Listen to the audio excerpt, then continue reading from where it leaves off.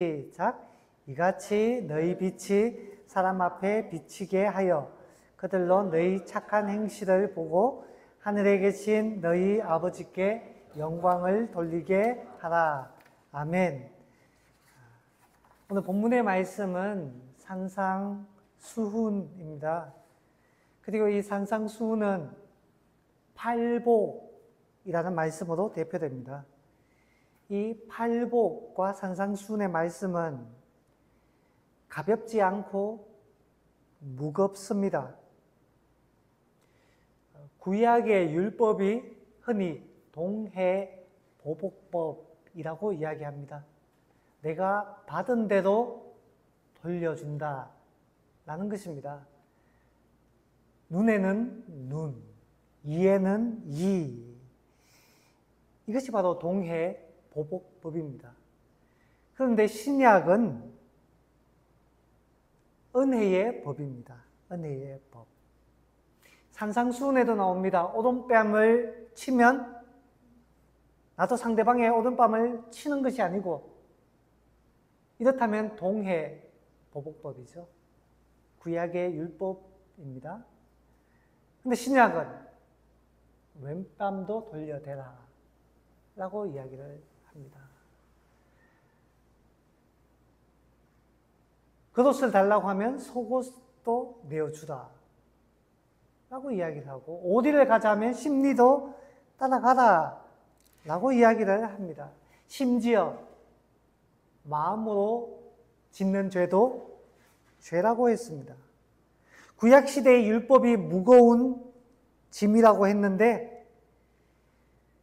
오늘 본문을 비롯한 이 산상수훈의 말씀은 훨씬 더 고차원적인 윤리를 우리에게 가르쳐 줍니다. 그렇다면 구약보다 더 고상하고 어떻게 보면 어려운 윤리를 우리에게 가르쳐 주는데, 우리는 과연 이것을 감당할 수 있을까요? 그래서 이 팔복과 산상수훈에 대한 여러 가지 견해가 있습니다. 이 어려운 말씀을, 우리가 실천하기 어려운 말씀을 우리는 도대체 어떻게 이해를 해야 되는가? 첫 번째, 이런 사람들이 있습니다. 이것은 완전론자의 율법주의다. 무슨 뜻인가 하면 특별히 예수님의 제자들에게만 해당되는 말씀이다. 그 예수님의 제자라는 것은 바로 목사나 이와 같은 성직자, 물론 모든 사람이 하나님 앞에 만인 제사장입니다만은 특별한 성직자들에게 요구되는 더 높은 윤리다. 일반 보통 성도들에게는 해당되지 않는다라는 것이 완전주의 율법주의입니다. 두 번째, 불가능한 이상이라는 말이 있어요. 마르틴 루터부터 시작된 것으로 율법이 죄를 깨닫고 하나님께로 돌아오게 하는 기능이 있듯이 이 산상수훈의 말씀도 어떻게 해요? 내가 지킬 수 없구나. 그래서 하나님을 의지하게 만들려고 주신 것이다. 이게 불가능한 이상입니다. 세 번째, 1세기. 실제로 예수님의 그때 당시에 제자들에게만 해당되는 것이지 오늘날 우리에게는 해당되지 않는다. 네 번째, 하나님 나라 시대에만 해당되는 것이다. 이 뭔가 하면 세대주의자의 가르침인데 훗날에 천년왕국이 임한다라는 거예요. 이 사람들의 견해에 의하면. 물론 우리의 견해는 아닙니다. 그 천년왕국이 훗날에 임했을 때에 해당되는 것이지 현재 우리에게는 해당되는 바가 없다. 참고로 나중에 이야기하겠지만 천년왕국은 먼 훗날에 우리에게 오는 것이 아니라 개혁주의의 가르침에 의하면, 성경의 가르침에 의하면 지금이 천년왕국 시대입니다. 훗날에 다시 한번 설명할게요. 자, 다섯 번째, 사회복음이다. 신학적인 자유주의자들의 주장으로 교회에 명령한 사회개혁 수단이다. 여러분, 이 5가지 중에 마음에 드는 것이 있습니까? 6번째 견해가 있습니다. 이미와 아직이라는 견해입니다. 우리는 이미 완벽하진 않지만 산상수훈의 말씀을 실천하기 시작했다라는 겁니다. 이미 실천하기 시작했다는 겁니다. 그런데 우리가 아직 그것을 완벽하게 해낼 수 있는 것은 아니에요. 왜냐? 우리도 불완전하고 우리도 여전히 건축 가운데 있고 주님을 닮아가는 과정 가운데 있기 때문에 아직은 불완전하고 또 우리가 사는 세상도 아직 완전한 하나님의 나라가 아니라는 거예요. 아직은 부족하다는 겁니다. 그렇기 때문에 아직은 완벽하게 실천할 수는 없지만 이미 시작되었다는 겁니다. 그러므로 우리는 이와 같은 삶을 살려고 더 노력하고 추구해야 된다는 것이 이미와 아직이라는 견해입니다. 목사님 이것을 읽으면서 6번째가 우리가 추구해야 되는구나. 아주 완벽하진 않지만 조금씩 이것을 해 나가야 되고 할 수 있구나 라는 것을 깨닫게 되었습니다. 자, 우리는 오늘 이 말씀을 이미와 아직이라는 관점에서 산상수훈의 말씀을 실천해야 됩니다. 자, 그렇다면 우리가 실천해야 될 이 말씀, 오늘 본문이 우리에게 요구하는 것은 무엇입니까? 오늘 우리가 16절만 읽었는데 이 본문을 보면 빛과 소금에 대해서 말하고 있다는 것을 확인할 수 있습니다. 빛과 소금. 흔히 우리 기독교인들이 많이 하는 이야기죠. 어디에서 빛과 소금이라는 단어를 발견하게 되면 저분은 혹은 저 가게는 교회를 다니는구나, 기독교구나 라고 생각할 수 있습니다. 과거에 유명했던 감자탕 교회라고 있습니다. 사회적으로도 유명했던 교회예요. 대한민국에 어떤 재난이 발생하면 그 어떤 기관보다도 이 광염교회가 가장 먼저 달려갔다고 이야기를 해요. 지금도 그런 걸로 알고 있습니다. 이 감자탕 교회가 바로 광염교회라고 하는데, 광은 뭡니까? 빛, 염은 소금, 빛과 소금 교회. 세상의 빛과 소금이 되고 싶다라는 것입니다. 자, 오늘 빛과 소금에 대해서 잠깐 이야기를 할 텐데요. 먼저 소금에 대해서 한번 살펴봅시다. 오늘 말씀, 13절 말씀 같이 한번 읽어볼까요? 시작. 너희는 세상의 소금이니 소금이 만일 그 맛을 잃으면 무엇으로 짜게 하리요? 후에는 아무 쓸데없어 다만 밖에 버려져 사람에게 밟힐 뿐이니라. 우리는 세상의 소금이다 라고 이야기합니다. 자, 소금의 첫 번째, 소금의 역할은 뭡니까? 본문에 보니까 맛을 내는 것입니다. 여러분, 음식은 간이 잘 맞아야 돼요. 대단히 중요합니다. 간 안 맞으면 아무리 진수성 잘 차려도 먹기가 힘듭니다. 우리는 간을 맞추는 역할을 한다라고 이야기하는 거예요. 간을 맞춘다는 것은 어떤 의미일까요? 저는 이런 생각을 해봤어요. 사회가 아름답게 굴러가도록 그 맛없는 사회에서 피스메이커 역할을 하는 것이 이 간을 맞춘다는 것이 아닐까라고 개인적으로 적용을 해봤습니다.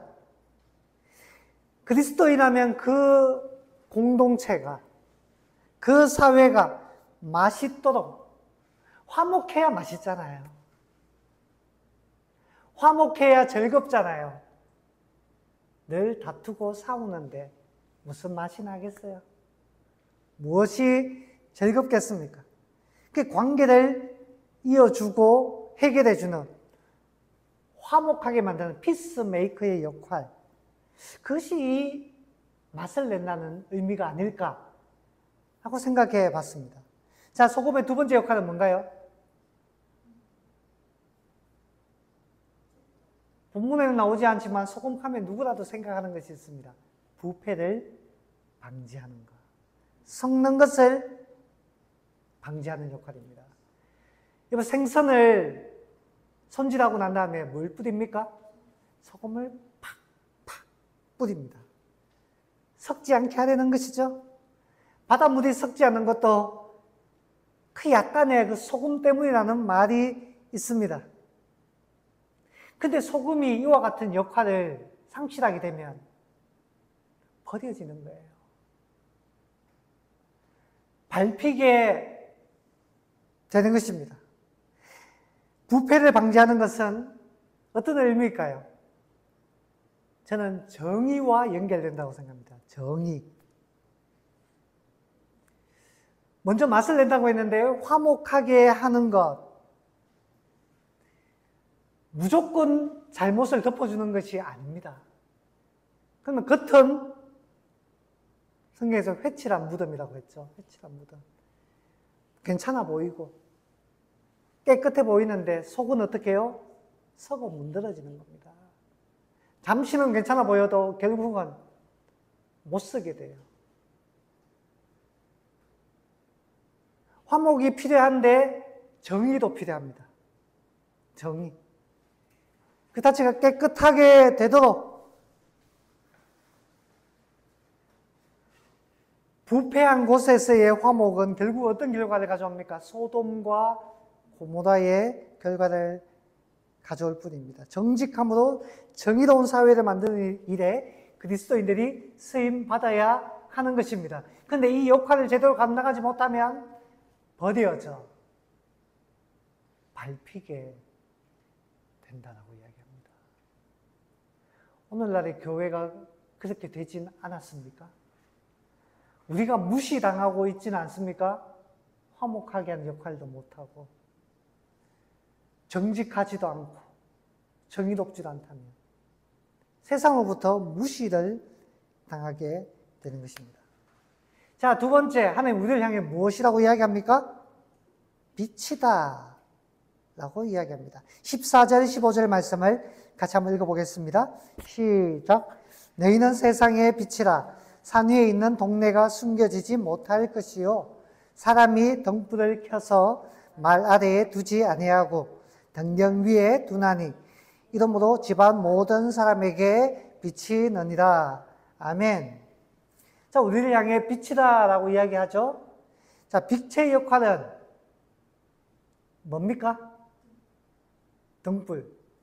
한마디로 말해서 빛의 역할은 어둠을 밝히는 것이 빛의 역할입니다.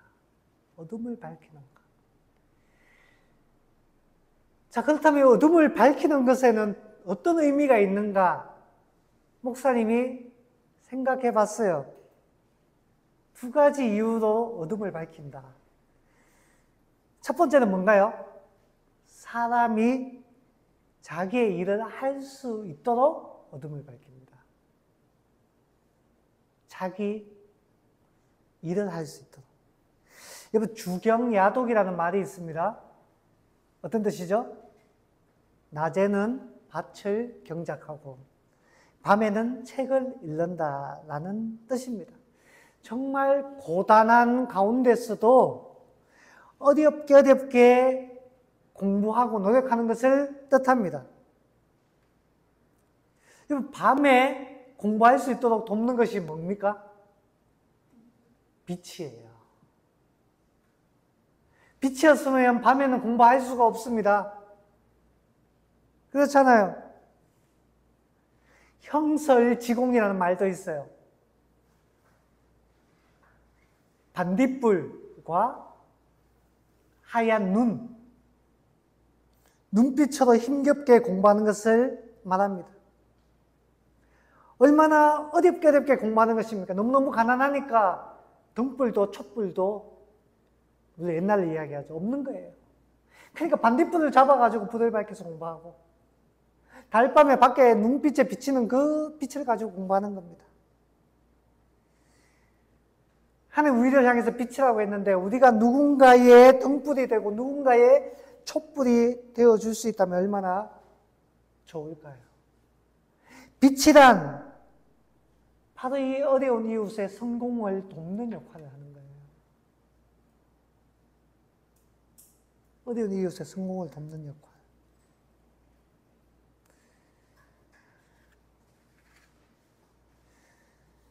또 빛은 밤길을 밝힙니다. 밤길을 밝혀요.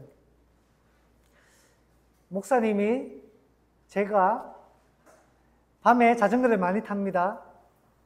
근데 반드시 준비하는 것이 있습니다. 자전거를 탈 때. 후레쉬. 밤에 자전거 탈 때 후레쉬 꼭 있어야 돼요. 앞만 있나요? 뒤에도 있어요. 앞뒤로. 자동차도 밤에 헤드라이트를 밝게 해서 달려야 됩니다. 가끔씩 스텔스 모드라고 이야기하죠. 불을 안 켜고 달리는 차가 있어요. 앞에 있으면 무섭습니다. 무슨 사고가 날까 싶어서. 두렵습니다. 여러분, 불이 없으면 밤길에 사고가 납니다. 불이 없으면. 이 빛이라는 것은 사람들의 사고를 미리 방지해주는 역할을 하는 거예요. 어떤 사람이 등불을 들고 길을 가고 있는데 가까이 가서 보니까 그 등불을 든 사람이 어떤 사람이에요? 시각장애인이었어요. 지팡이를 짚고 등불을 들고. 시각장애인이었습니다. 그것을 지켜보는 사람이 비웃었어요. 아니, 시각장애인이 이 등불을 든다고 해서 앞이 보입니까? 라고 비웃었어요. 근데 시각장애인은 뭐라고 이야기했는 줄 아세요? 내가 보려는 것이 아니고 다른 사람이 나를 알아보도록 하기 위함입니다. 그래야지 자기가 보호를 받는 거예요. 다른 사람이 와서 부딪히지 않도록. 얼마나 지혜롭습니까? 빛이 있어야지 위기로부터, 어려움으로부터 보호를 받을 수 있습니다. 자, 이것은 무슨 뜻일까요? 저는 개인적으로 생각해 봤습니다. 첫 번째, 형설지공이라 했는데, 다른 사람 타인의 성공을 돕는 거라고 했잖아요. 타인의 성공을 돕기 위해서 교회, 기독교인들은 어떤 역할을 합니까? 교회가 장학제도에 힘써야 돼요. 기독교인들이 기부를 많이 해야 됩니다. 열정은 있으나 능력이 되지 않는 학생들, 형편이 되지 않는 사람들 도와줄 수 있어야 돼요. 꿈은 있는데 공부도 할 수 있는 여건이 안 돼.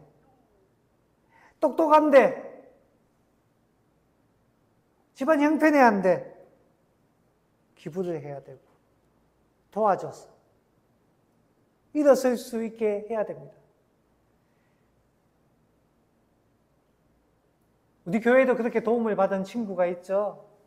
교회는 아니고 감사하게도 절에서 장학금을 줘가지고 인사드리러 가야 되는데, 그렇다면 교회는 더 해야 되지 않을까요? 위기에 빠진 가정들이 있습니다. 극단적인 상황에 몰려 인생이 망가지는 그 사람들 일어설 수 있도록 도와주는 역할, 그게 바로 빛이에요.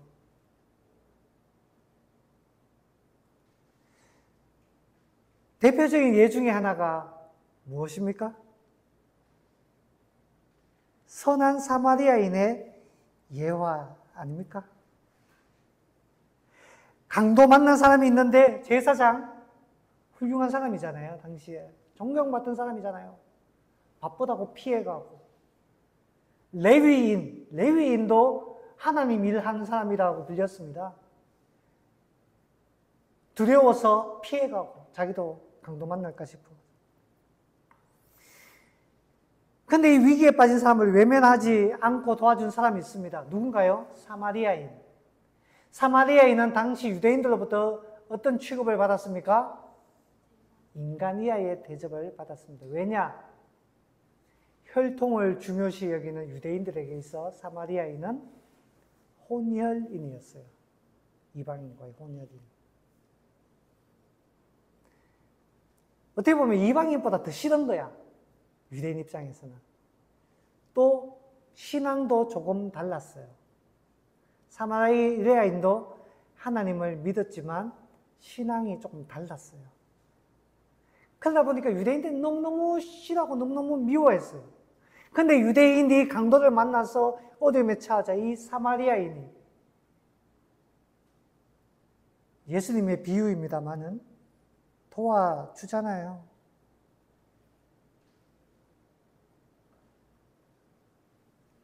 살려주잖아요. 그래서 예수님은 이 사마리아인을 향해서 뭐라고 불렀습니까? 선하다, 착하다 라고 이야기를 했습니다. 선하다, 착하다. 오늘 본문에서 말합니다. 너희는 빛과 소금인데, 이것은 무슨 일이라고요? 착한 행실이 바로 빛이다 라고 이야기합니다. 이렇게 한 번 더 읽어볼까요? 16절 말씀입니다. 시작. 이같이 너희 빛이 사람 앞에 비치게 하여 그들로 너희 착한 행실을 보고 하늘에 계신 너희 아버지께 영광을 돌리게 하라. 자, 빛과 소금 이와 같은 것은 바로 착한 행실. 착한 행실이 바로 그것이다 라고 이야기를 합니다. 그런데 여러분, 한번 생각해 봅시다. 착한 행실은 교회 다니는 기독교인들만 할까요? 누군가를 돕고 어려운 사람의 친구가 되어주고 정의를 위해서 일하고 기부도 많이 하고 가난한 사람을 돕는 이런 일들 예수 믿는 사람들만 할까요? 세상 사람들도 합니다. 그런데 우리와 다른 점이 있어요.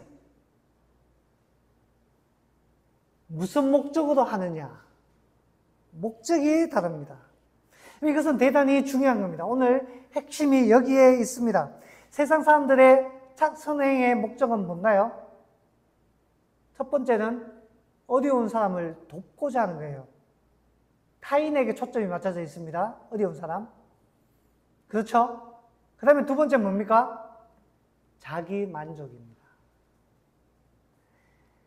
모든 사람은 먹고 살만해지고 형편이 좋아지면 충분한 여유가 생기면 시선을 타인에게 돌립니다. 왜냐? 명예욕이라는 게 있어요. 명예욕. 누군가를 도와줘서 내 명예를 높이고 싶은, 자존감을 높이고 싶은 마음이 모든 사람들에게 있습니다. 그래서 타인을 도와요. 저는 그것도 좋은 일이라고 생각합니다. 도움을 받으니까.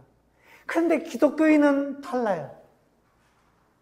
이 두 가지 위에 그것보다 더 높은 가장 근본적인 목적이 있습니다. 뭔가요? 16절 말씀 뭐라고요? 하나님 아버지께 영광을 돌리게 하라. 하나님의 영광. 우리가 빛이 되고 소금이 되고 착한 일을 하면 어떻게 해요? 세상 사람들도 하나님께 영광을 돌린다라는 것입니다. 하나님의 영광. 어떤 뜻입니까? 제가 예수님을 믿더니만 애가 그렇게 착해졌네. 교회 나가더니만 사람이 달라졌네. 나도 교회 나가서 예수를 믿어볼까?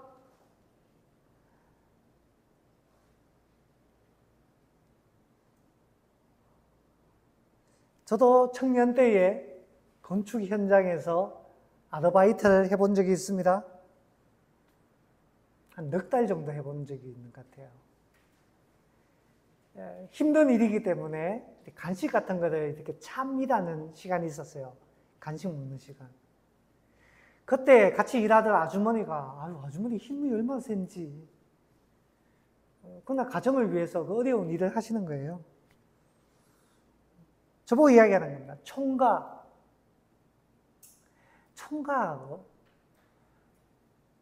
왜 그렇게 착해? 라고 이야기하는 거예요. 제가 뭐라고 대답했을까요? 아, 저 교회 다닙니다. 라고 이야기했어요. 그러니까 그분이 어떻게 반응했을까요? 그래서 그렇게 착하구나.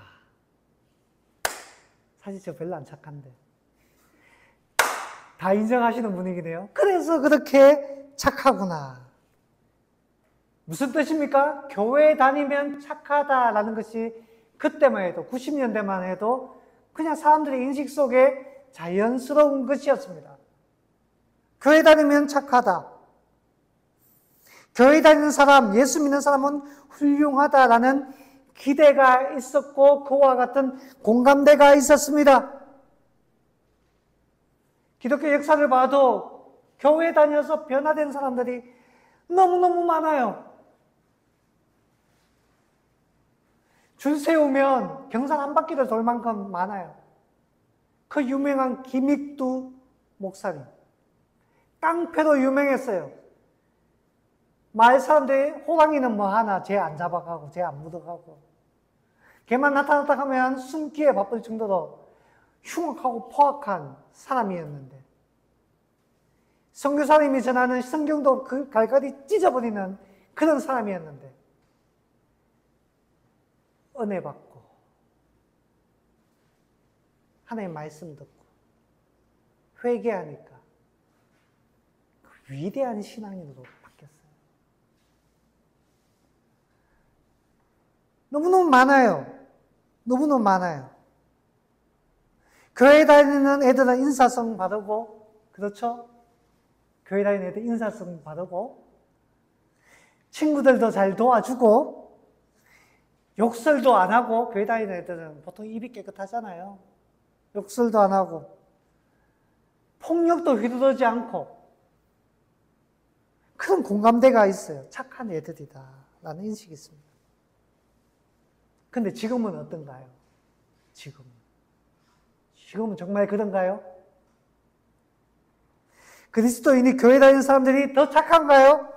더 사랑이 많은가요? 더 타인을 열심히 돕고 있는가요? 아닌 경우가 많아요.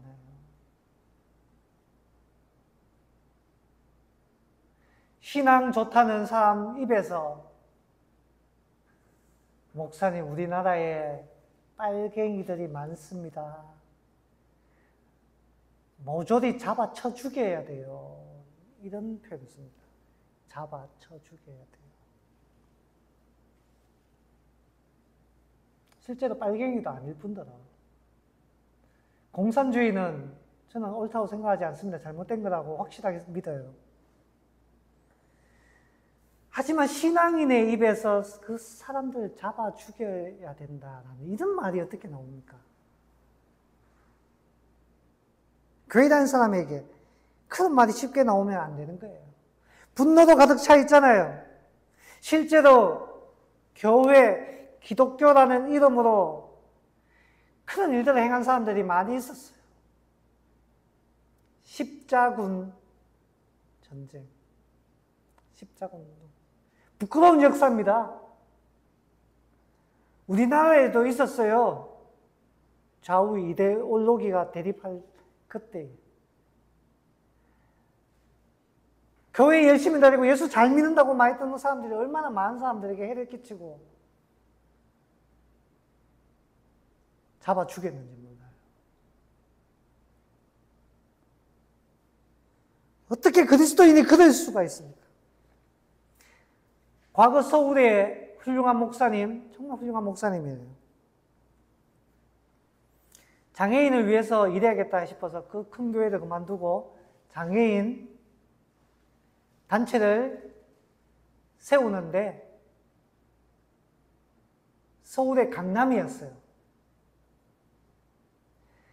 근데 그 장애인 단체 세우는 것에 대해서 결사적으로 반대하는 사람들이 있었습니다. 왜 반대했을까요? 땅값 떨어진다고. 장애인 단체 들어오면. 근데 더 안타까운 것은 그 일을 위해서 앞장섰던 사람들의 상당수가 교회 다니는 기독교인이었다는 겁니다.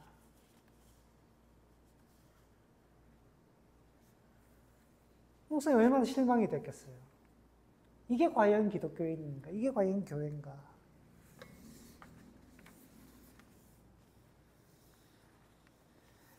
오늘 하나님의 이름이 땅에 떨어졌습니다. 사람들이 교회라고만 하면 치를 떱니다. 자기밖에 모른다고. 우리 교회도 예배당을 얻는데 힘들었어요. 교회 하려고 합니다 하니까 교회라면 안 빌려줍니다. 얼마나 많았는지 몰라요. 왜 그럴까요? 기독교인들의 이중적, 비윤리적 행태에 지친 사람들도 그 중에는 있었던 것 같아요. 기억하세요? 착한 행실. 기독교인들에게는 반드시 있어야 되는 일입니다. 오해는 마세요. 착한 행실을 해야 구원받는다는 뜻은 아닙니다. 구원은 하나님의 선물이기 때문에 우리의 어떤 착한 행실, 우리의 행위와는 아무런 관련이 없습니다. 구원은 전적인 하나님의 은혜입니다. 우리 아이들 여기 있잖아요. 우리 아이들이 우리 가정에 자녀로 태어난 것, 여러분들이 노력해서 태어났습니까? 아니잖아요. 마찬가지입니다. 우리가 하나님의 자녀가 되는 것은 우리의 노력으로 되는 것이 아니에요. 전적인 하나님의 선택이요 은혜입니다. 그러나 하나님의 자녀라면 착한 행실을 통해 하나님께 영광이 되어야만 합니다. 하나님의 자녀라면 빛이요 소금이며 착한 행실을 하는 것이 너무나도 마땅하다고 이야기를 하는 것입니다. 그리고 그것을 통해서 우리는 무엇을 합니까? 하나님께 영광을 돌리는 것입니다. 바울이 이야기합니다. 너희가 먹고 마시든지 무엇을 하든지 하나님의 영광을 위해서 하라. 말씀을 정리합니다. 훌륭한 자녀는 아빠, 엄마의 기쁨이 되려고 노력해요. 훌륭한 자녀는. 그렇지 않습니까? 훌륭한 그리스도인은 하나님 아버지께 영광이 되려고 하나님의 이름이 더럽혀지지 않도록 힘쓰는 자들입니다. 빛과 소금으로 착한 행실로 하나님께 영광 돌리는 저와 여러분 될 수 있기를 주님의 이름으로 간절히 축원합니다.